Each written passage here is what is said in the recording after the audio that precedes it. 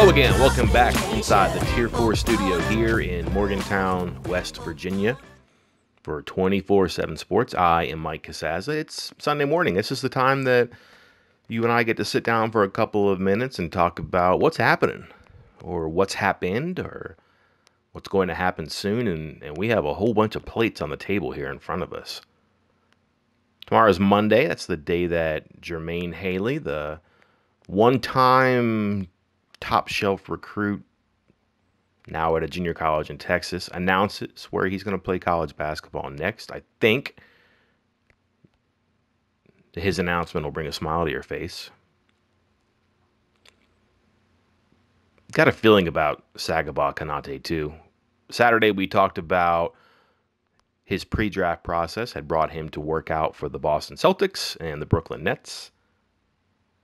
And I think what is going on there is that he's leaning toward coming back, but he didn't want to come back without the workout.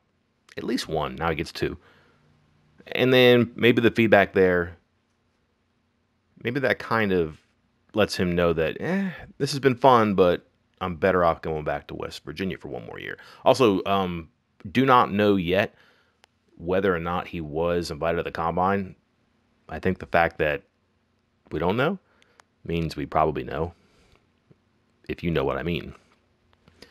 And then we have the NFL draft. I don't want to spend too much time on what happened in West Virginia because none of the 32 teams spent a lot of time on West Virginia. Actually, just one. Kyzir White, the only West Virginia player to be drafted.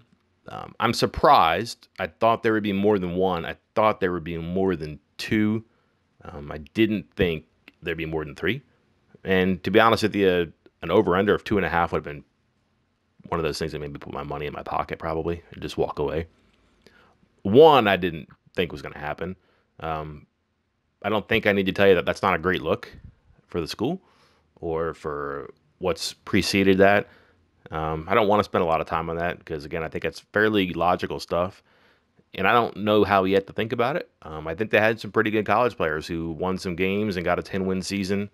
And philosophically, I kind of range on this from time to time. And I don't necessarily think that it's every college coach's job to fill NFL rosters. That doesn't mean that college coaches shouldn't have NFL players. I just don't know that that's necessarily what you measure college coaches on. And again, that's a whole nother conversation. Similar to the fact that this has been a weird offseason for West Virginia. We talked about the players transferring and leaving for whatever reason. Now you got 31 players who have either exhausted their eligibility or who have moved on for one explanation or another. And only one of them is a drafted NFL player. And I'm assuming that the 14 transfers or exits for other reasons aren't going to make the NFL. I might be wrong there, but certainly not all of those or many of those are going to make the NFL. 1 out of 31 isn't a great number, but I'm not sure you can really draw a lot of conclusions about peoples or regimes based on that. Really quickly on Kyzir, I do like the situation for him. I had heard leading up to the draft there were a handful of teams that did like him and had talked to him and had a pretty good feeling about him. What's interesting was we didn't know if he was going to be a safety or a linebacker, and that was one reason I wrote about what I did in the days leading up to it, is there was some mystery out there, but I think that was promising for him. You know, you could look past the fact that he wasn't automatically one or the other. A lot of times that's used as a detractor against a player. And maybe that happened to Kyzir. Maybe he would have been a higher pick if he was more clearly defined as a safety or a linebacker. But that wasn't the case for him. But one of the teams I had heard of was the team that picked him, the Los Angeles Chargers. Interesting. Another one was the Seattle Seahawks. I heard that the team liked both of the White brothers, and Karan White signs an undrafted free agent contract with the Seahawks. I'm surprised that Karan wasn't drafted, frankly, but he nevertheless finds a spot that needs receivers. So that's good for him. But just going to Kyzir before we move on here, it was interesting to me that the Chargers had drafted Kerwin James on Thursday night. And again, I heard that the Chargers liked Kyzir. And I thought, oh, well, there goes that. And I just kind of crossed them off my imaginary list in my head. But they draft him not as a safety. They announce him, and they have since labeled him as a linebacker, a 6'2", 220-pound linebacker. Kaiser told me he can get up to 230 pounds in a snap. I don't doubt that. He's a big kid with a big frame. It's just a bunch of fun dieting, I think, for him at that point, as opposed to the disciplined dieting for the past couple of years.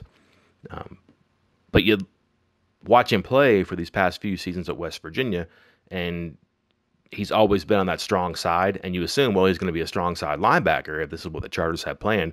I don't think that's going to be the case for him. If you look at what Gus Bradley's done through the years, he really likes that will linebacker to be a playmaker, a side-to-side player who can get to the action if he doesn't instigate the action. That will linebacker has been an active player for him who you kind of try to keep out of crowds. The strong side guy is going to get the strong side of the play, obviously, and the middle linebacker is obviously always going to be occupied. I don't think that Kaiser was ever going to be a middle linebacker. I know that the Deion Buchanan comparison had been made before. Always thought that Kaiser was an outside linebacker, and I don't think he's going to be a strong side guy. I wonder if he'll be the will linebacker. That's kind of what the Seahawks, when they were humming, what they did when Gus Bradley was the defensive coordinator. It's kind of what the Jacksonville Jaguars did when he was the head coach, and he is the defensive coordinator now for the Chargers. And they didn't have great productivity out of that will last year. Guys that they drafted or guys that they tried to work into that spot. This is someone now in Kaiser that they were able to look at and study for a period of time, and then sink a draft pick into him too. So I do think it's a good spot for him. And I think what's really cool is that they didn't pick him and try to figure out what they had. They picked a player under the assumption of they know what they have, and that's a linebacker. Now I want to prepare you for hot takes, not from me, but these are coming. I promise you. It's annual, and it makes me dizzy sometimes. But just be ready for a lot of the pointing and laughing at the Big 12 because of the draft production. Big 12's 10 teams had 20 players drafted. That's not a very big number. 20 is better than 14, which is what the Big 12 had last year. I don't think anybody will be trumpeting that improvement for the conference. And again, I don't want to spend a lot of time on telling you that 20 players out of 10 teams isn't a good number. And I think you can build bridges from the amount of NFL talent to the success of the conference and the teams.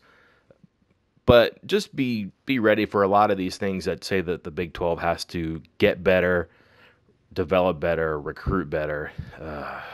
And I roll my eyes at this because it's a lot more difficult than, let's just recruit better. It's a lot more difficult than, let's just develop players better. Again, I don't necessarily think that you can or should always connect the NFL and NCAA and recruiting. I'm not sure one exists for the other, to be honest with you. I don't think that a lot of college teams should be trying to get NFL players. They can't succeed that way. Now, should they have NFL players? Yes, but that's different in terms of the evolution of a player and the success of a program and a coach and assistant coaches and strength and conditioning.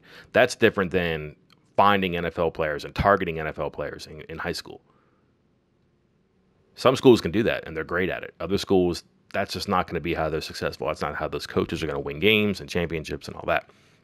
So I think it's why it's really difficult to connect how many NFL players are drafted with how good a coach or a team or a conference is overall. But one thing I don't think gets enough extrapolation is a lot of the trouble the Big 12 just has as a matter of circumstance. And it happens every year now. I just want to point you to a map really quickly and identify where your Big 12 schools are. You're talking Texas, Iowa, Oklahoma, Kansas, and West Virginia. Texas has about 1,100 high schools that play 11 on 11 football. That number varies every year, and it's either first or second, depending on California's total. The other four states, Iowa, Oklahoma, Kansas, and West Virginia, those are the schools that you find the Big 12 teams in.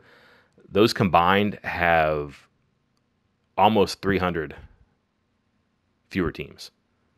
It's crazy. You're talking 1,100, 900. So I'm sorry, almost 200 fewer schools, not 300. My point being that the population of high schools in Texas, they feed a school like Texas or TCU or Texas Tech or Baylor, Iowa State, Oklahoma State, Kansas State, West Virginia. They have fewer than 900 high schools to pick from. And the success of your high schools really is relevant when it comes to the college teams. You have to be able to draw from your base. Not everybody, but it makes things a lot easier. Did you know there are fewer high school football programs in Oklahoma than Iowa? It's crazy, right? And yet Oklahoma is successful because it can go outside of its border to a border state. One of the border states is Texas. Now, why are the SEC and ACC programs so successful recruiting? Well, the teams in those conferences, they occupy a certain region of the country, the Southeast, right? Florida, Georgia are the number one and number two states when it comes to draft talent. Georgia and Florida, almost 1,000 high schools by themselves. So those two states, Georgia, Florida, more high schools than Iowa, Oklahoma, Kansas, and West Virginia. You see where I'm going here? Those two states, they fill your SEC and your SEC and ACC, I should say. West Virginia liked being in Florida. Hasn't worked out so well. Doing better in Georgia. You know why? Because those two states have a surplus of players and talents. Now, a lot of the other schools in that region have figured that out too, and they're dug in there.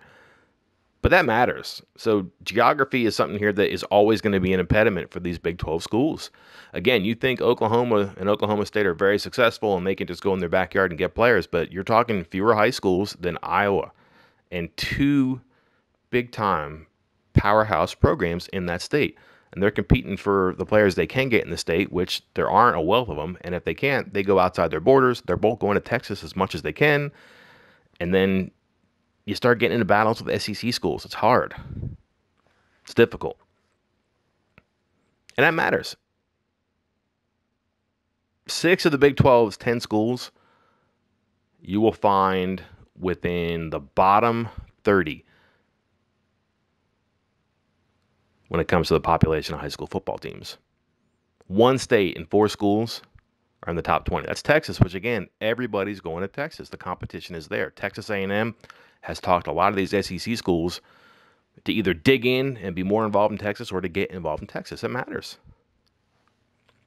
The SEC has 11 states up in that top 20. The Big 12, 5.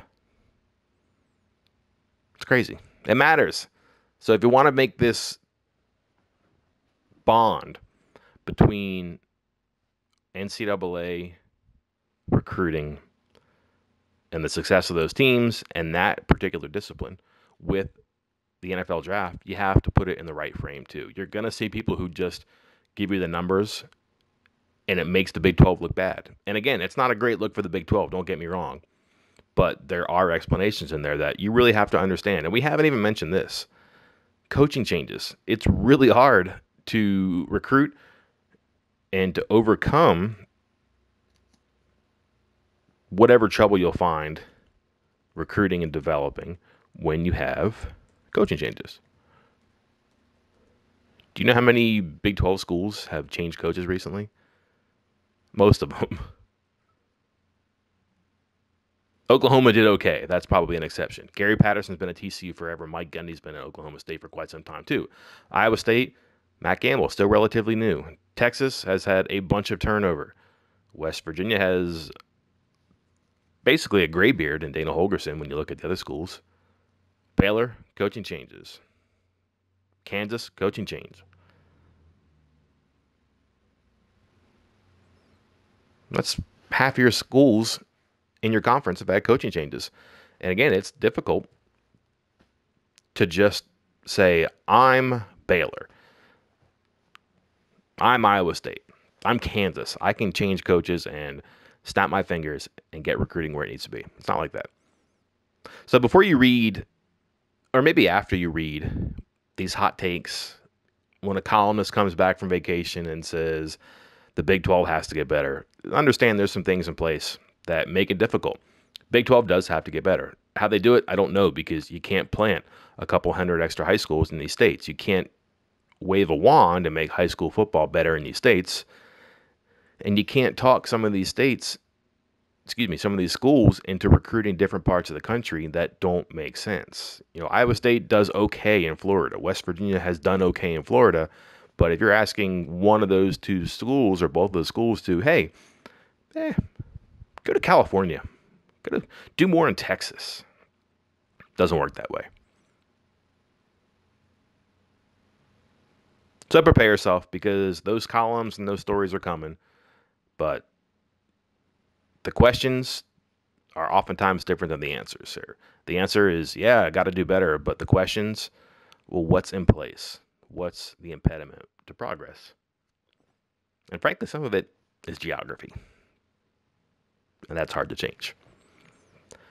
That's it for this time. I will see you next time for 24/7 Sports. I'm Mike Sasser.